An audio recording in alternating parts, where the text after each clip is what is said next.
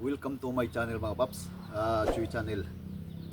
At ngayon mga paps, dahil may spare na po tayo na kulungan, at ito po yung kulungan ni Libra. Dahil nakagawa na rin ako ng bago, nilipat ko na si Libra doon. At ito yung lalagyan ko sa sisiw ko, ihiwalay ko na sila. At yun, siguro 1 buwan at 8 araw na po sila mga paps. Malaki na. At yung pinapakain ko ay yung tuke na pellets. Maliit yun. Tapos rin, mabilis sila lumaki. Ipakita ko po sa inyo ha. Ganito.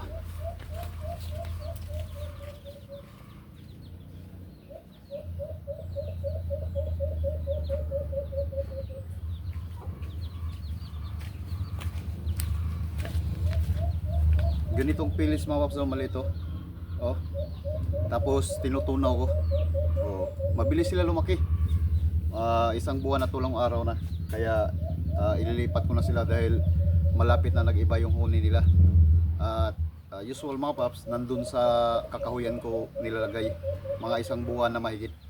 At kinukuha ko lang pag hapon. Tapos kung malakas yung hangin or ulan, kinukuha ko. Pero pag maganda yung panahon mga paps, minsan hindi ko na kinukuha sa lati. Tinatakpan ko na lang yung nila, kulungan, para talagang masanay po talaga sila sa lati mga paps, sa gubat. Dahil pag di po natin sinasanay, paglaki makonsumisyon lang po tayo, lalo pag wala tayong ibang pangati na matibay. Oo.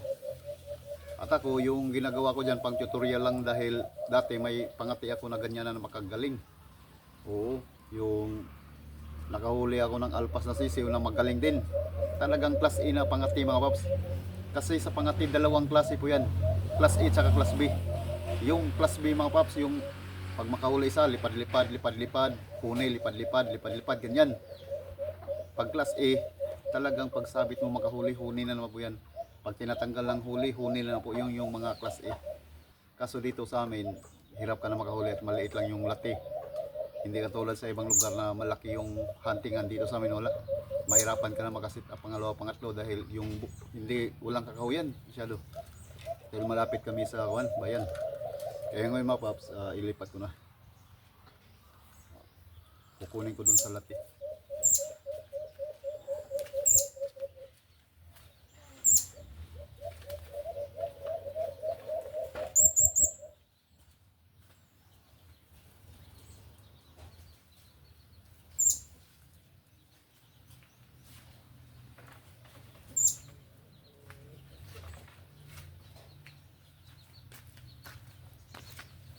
At ito na po yung mga paps, oh.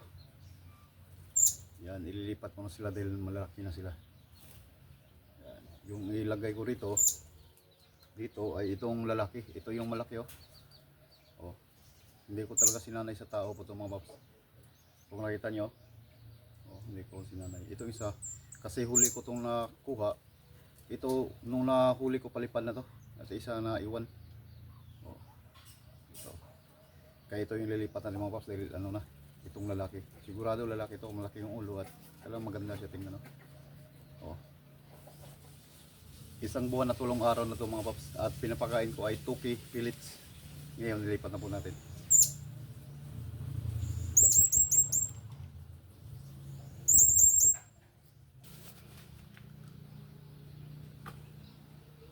At ito na mga paps, hiniwalay ko na. Yung nilagay ko dito, yung malaki. Sa tingin ko lalaki ito. Oh, tingnan nyo. Oh, parang ayaw siya magpatuka-tuka ng kamay dahil hindi po natin sinanay sa tao na yung laging hinahawakan, halos itabi na sa pagtulog. Hindi yun. Pero depende na po sa naggumagawa ng pangati na sisiw mga paps. Pero naranasan ko yan, 2 beses ako na nagkasisiw. Talagang napatay ko, yung isa hinampas ko, yung isa nilunod ko. Pangatlo at pangapat mga paps ay napakagaling na. Sa lati ko lagi nilagay at yun, talagang sipagan mo lang lagi ilagay dahil sisiw yun. Yan o.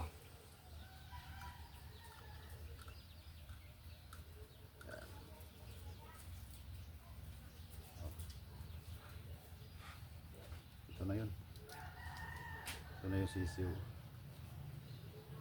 Siniwalay ko na. Okay mga paps, thank you.